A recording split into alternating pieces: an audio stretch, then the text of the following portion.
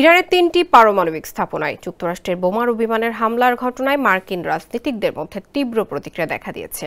অনেকেই একে সংবিধান লঙ্ঘন হিসেবে আখ্যায়িত করেছেন। এককভাবে ট্রাম্পের এই সিদ্ধান্তের সবচেয়ে ঘোর বিরোধী ভারমন্ট সেনেটর বার্নি স্যান্ডার্স।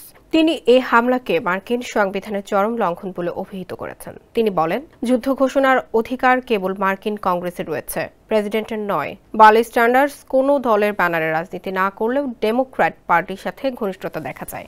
একই ধরনের প্রতিক্রিয়া দেখিয়েছে খোদ ট্রাম্পের দলের রিপাবলিকান নেতারা। এই দলের হয়ে নির্বাচিত কেনটাকির সিনেটর থমাস ম্যাসি বলেন, এই হামলা সংবিধান সম্মত নয়। ক্যালিফোর্নিয়ার ডেমোক্র্যাটিক প্রতিনিধি সারা জ্যাকবস বলেন, ট্রাম্পের পদক্ষেপটি মধ্যপ্রাচ্যের উত্তেজনা আরও বৃদ্ধি করবে, যার ফলে আরেকটি অন্তহীন যুদ্ধের সূচনা হতে পারে।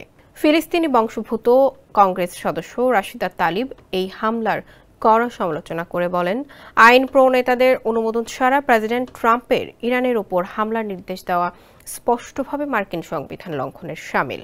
যদিও রিপাবলিকান নেতাদের মধ্যে অনেকেই ট্রাম্পের পক্ষে অবস্থান নিয়েছেন। সেনেটর সংখ্যাগরিষ্ঠ দলের নেতা জানথুন বলেন, ইরানের নেতারা শান্তিপূর্ণ কূটনৈতিক পথ প্রত্যাখ্যান করায় ট্রাম্প যা করেছেন তা সঠিক। হাউস স্পিকার মাইক জনসন বলেছেন, এই হামলার প্রেসিডেন্ট ট্রাম্পের আমেরিকা ফার্স্ট নীতির বাস্তব প্রতিফলন। এতে যুক্তরাষ্ট্রের শত্রু ও মিত্রদের জন্য পরিষ্কার বার্তা গেছে যে ট্রাম্প যা বলেন তা করেন।